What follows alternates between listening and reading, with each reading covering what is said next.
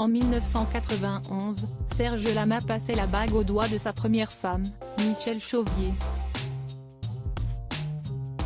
Leur histoire d'amour a officiellement pris fin en 2016, lorsque celle-ci a succombé à un accident cardiovasculaire. C'était un 25 octobre et elle avait 71 ans au moment de rendre son dernier souffle, dans sa maison de campagne située à Rouilly-du-Perche, dans le Loir-et-Cher. Par la suite, son corps a été incinéré en toute intimité. Une disparition que le chanteur qui fêtera ses 80 ans le 11 février prochain évoquera sans doute dans Serge Lama, La vie à la folie.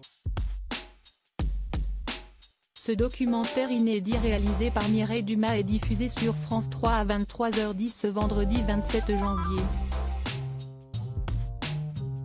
Cela faisait plus de 45 ans que le chanteur et parolier de 79 ans était en couple avec elle et de leur union est né un fils prénommé Frédéric, le 23 septembre 1981. Interviewé par Paris Match peu après la disparition de son épouse, le 6 novembre 2016, Serge Lama avait révélé que Michèle Chauvier était à la fois sa femme, sa mère et sa meilleure amie. Dans les colonnes de nos confrères, l'interprète du titre Je suis malade expliquait également avoir rencontré son épouse en 1969, à Chamonix, par l'intermédiaire d'une amie. Avec émotion, il avait raconté que son coup de foudre pour elle fut immédiat, même si elle était aussi discrète et timide, qu'il était, lui-même exubérant à l'époque. Parce qu'elle n'était pas libre, notre histoire n'a véritablement commencé qu'en 1971. Tous les deux du signe du Verseau, nous étions l'un comme l'autre de nature très indépendante et avions décidé très vite de ne pas habiter ensemble, pour préserver notre amour, s'était-il souvenu avec tendresse.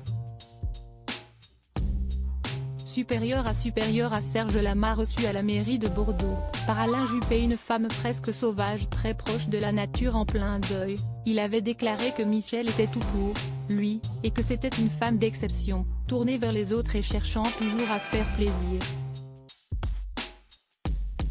La mort de sa compagne l'avait notamment énormément attristé parce qu'il avait toujours pensé partir le premier.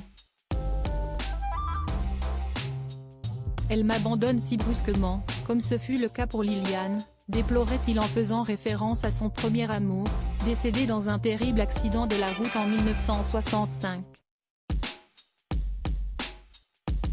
Serge Lama avait également évoqué la personnalité de son épouse, qui était à ses yeux une personne indépendante, presque sauvage, qui adorait sa maison de campagne, ses animaux et ses arbres, auxquels elle parlait.